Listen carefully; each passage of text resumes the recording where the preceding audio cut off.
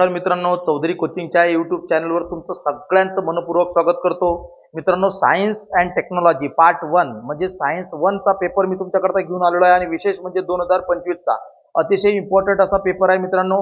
आणि याच्यामध्ये IMP paper मी तुमच्यासाठी घेऊन आलेलो आहे. बऱ्याचशा विद्यार्थ्यांची डिमांड होती की सर आयएमपी पेपर द्या. हा आयएमपी पेपर मी तुमच्याकरता आणलेला आहे. याच्या अनुषंगाने जर प्रॉपरली स्टडी केला या पॅटर्नच्या अनुषंगाने तर डेफिनेटली आपल्याला चांगल्यात चांगले मार्क्स इथे मिळतील. मित्रांनो, मी तुम्हाला याचे काही ऑब्जेक्टिव्हचे आन्सर सुद्धा सांगणार आहे आणि पेपर पॅटर्न सुद्धा दाखवणार आहे.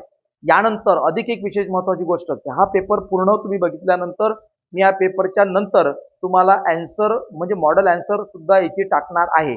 त्यामुळे याच्या अनुषंगाने अतिशय आयएमपी पेपर आहे मित्रांनो, व्यवस्थित करून जा आणि तुम्हाला चांगल्यात चांगले गुण घ्या. बघा, चला पहिला आपल्याला क्वेश्चन जो इथे दिलेला असतो मित्रांनो, select the collect alternative from the multiple choice questions. एक अल्टरनेटिव्ह आपल्याला सिलेक्ट करायचा असतो आणि इथे आपल्याला विचारलेलं आहे द डिव्हाइस. पहिला आपल्याला क्वेश्चन्स आहे the device use for the producing a current is call.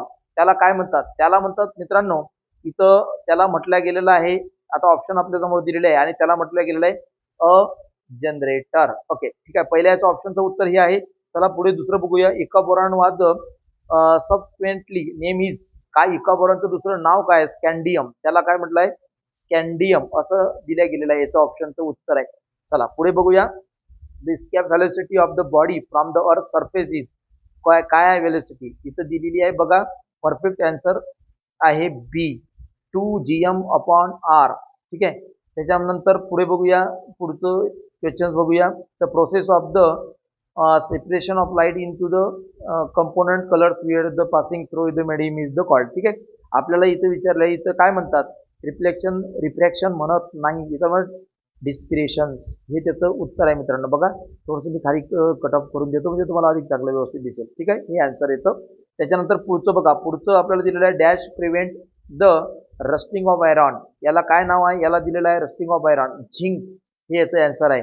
अशा पद्धतीनं मित्रांनो हे वरच्या एमसीक्यूज आपण बघितलेले आयएमपी एमसीक्यूज आहेत, व्यवस्थित बघा. त्यानंतर सॉल्व द फॉलोइंग सबस्टन्स. याच्यामध्ये तुम्हाला एक एक मार्काचे क्वेश्चन असतात आणि वेगवेगळे असतात. जसं राईट द कोरिलेशन किंवा नेम ऑफ द फॉलोइंग, त्यानंतर स्टेट वर द ट्रू ऑर फॉल्स किंवा त्याच्यानंतर ऑड वन आउट. अशा पद्धतीचे क्वेश्चन याच्यामध्ये विचारले जातात.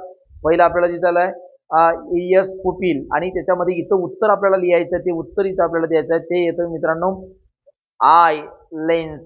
हे उत्तर याच्यामध्ये येतं आणि ह्या उत्तरासाठी मी तुम्हाला पूर्ण मॉडेल आन्सर परफेक्टली देईल.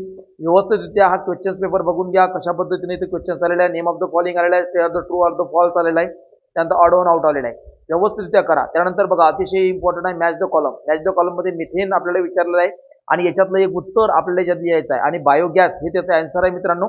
मिथेनचं आहे बायोगॅस. पण मॅच द कॉलम करता आपल्याला अधिक एक इम्पॉर्टंट जो पार्ट आहे तो म्हणजे त्यानंतर महत्वाचा म्हणजे मॅच द कॉलम करता रिफ्रॅक्टिव्ह इंडेक्स एअर आणि वॉटर हे अतिशय इम्पॉर्टंट आहे मित्रांनो. आणि चान्सेस आहे म्हणजे हे मॅच द कॉलम करता तुम्ही मिथेनचं ठीकच आहे, कराच लक्षात घ्या, पण एअर आणि वॉटर याचा रिफ्रॅक्टिव्ह इंडेक्स आपल्याला विचारला जातो. म्हणून एअर आणि वॉटर हे आयएमपी आहे, हे करून ठेवा. ठीक आहे, डेफिनेटली आहे.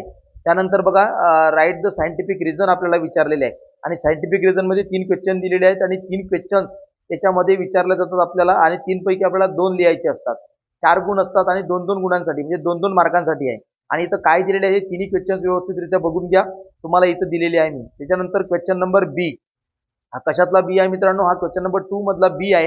हा सुद्धा NE3 आणि NE3 म्हणजे 6 गुण आपल्याला दिलेले आहे. म्हणजे हे सुद्धा 2-2 गुणांचे क्वेश्चन विचारलेले आहे आणि याच्यामध्ये more than diagram based questions असतात. जसं distinguish between metal and non metals हे विचारलेलं आहे. कशाला म्हणतात? Metal and non metal. दुसरं सुद्धा बघा तुम्हाला दिलेलं आहे आयएमपी क्वेश्चन आहे ग्रॅव्हिटेशनल फोर्स बिटवीन 2 बॉडीज. हा आयएमपी आहे. ही झाली इलिप्स ची जी डायग्राम झाली ती डायग्राम झाली. मॉडर्न पिरियडिक टेबल व्यवस्थित करून ठेवा. अतिशय इम्पॉर्टंट पार्ट्स आहे.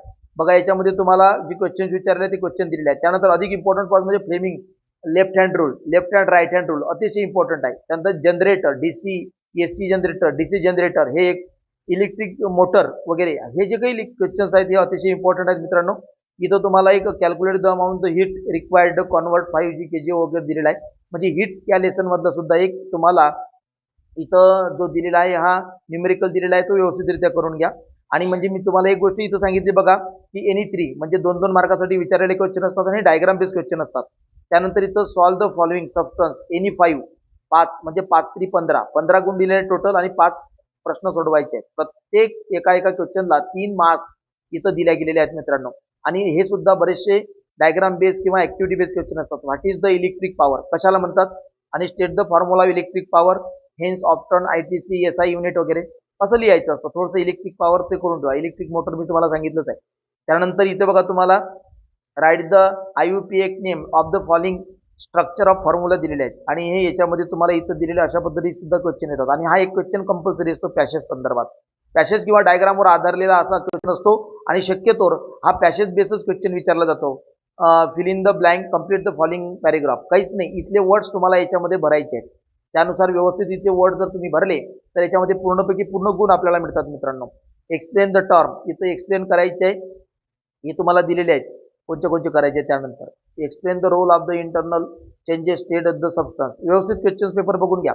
Observe the following reaction careful आणि आन्सर द सब क्वेश्चन जिथं तुम्हाला दिलेलं आहे. म्हणजे या पद्धतीने बघा, observe the following reaction answer the question, अशा पद्धतीने इथं तुम्हाला हे रिॲक्शन आन्सर करून खाली क्वेश्चनची उत्तर आपल्याला द्यायची असतात मित्रांनो. थोडे रिॲक्शन वगैरे थोडं एक दोन बघून घ्या अशा पद्धतीने. त्यानंतर अधिक बघा, ऑब्झर्व द गिवन फिगर आणि आन्सर द फॉलोइंग क्वेश्चन. तुम्हाला एक फिगर दिलेली आहे आणि ही फिगर इथं दिल्यानंतर इथं आयडेंटिफाय, इथं दिलं identify and write the natural process showing the figure वगैरे दिलेले आहे ना, कोणची कशाची रिलेटेड आहे काय आहे अशा पद्धतीने डायग्राम बेस क्वेश्चन विचारले जातात. त्यानंतर बघा इथं तुम्हाला टोटल 5 क्वेश्चन लिहायचे असतात 3-3 मार्काचे.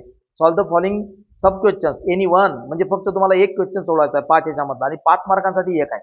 एनी वन म्हणजे 2 क्वेश्चन दिलेले असतील, हा एक आणि हा एक, ह्या दोनपैकी एक. आणि पूर्ण डायग्राम बेस क्वेश्चन दिलेले आहेत मित्रांनो. हे डायग्राम सुद्धा खूप इम्पॉर्टंट आहे आणि हे आपल्याला लक्षात घेणं सारखी आहे. बघा याच्यामध्ये तुम्हाला काय विचारलेलं आहे, पोटॅशियम ॲटॉम दिलेला आहे आणि आर्गॉन ॲटॉम दिलेला आहे. त्यानंतर ही आयएमपी डायग्राम आहे, याच्यावर काही क्वेश्चन विचारलेले आहे. ही सुद्धा डायग्राम बिलकुल आयएमपी आहे. ही आयएमपी डायग्राम आहे मित्रांनो, हे तुम्हाला कल्पना असेल. Diagram show the difference eyes, okay, defect of eyes, ठीक आहे. Diagram showing the defect of eyes दिलेला आहे आणि याच्यावर काही क्वेश्चन्स विचारलेले आहेत. अगदी इझी गोईंग आहे, 5 मार्कांसाठी विचारलेला क्वेश्चन आहे मित्रांनो. पूर्ण आयएमपी क्वेश्चन्स आहे, व्यवस्थित क्वेश्चन्स करा. याच्यानंतर मी आन्सर शीट देणार आहे तुम्हाला, याची मॉडेल आन्सर देणार आहे, एक्झॅक्ट उत्तर काय लिहायचे ते सुद्धा मी तुम्हाला देणार आहे. म्हणून या जास्तीत जास्त सबस्क्राईब करा, आपल्या जास्तीत जास्त मित्रांना पाठवा आणि त्याच्यानंतर याचा व्यवस्थित सराव करा, जेणेकरून तुम्हाला चांगल्यात चांगले गुण मिळतील. चला, तुम्हाला संपूर्ण चौधरी कोचिंग तर्फे बेस्ट ऑफ एफर्ट्स. थँक्यू.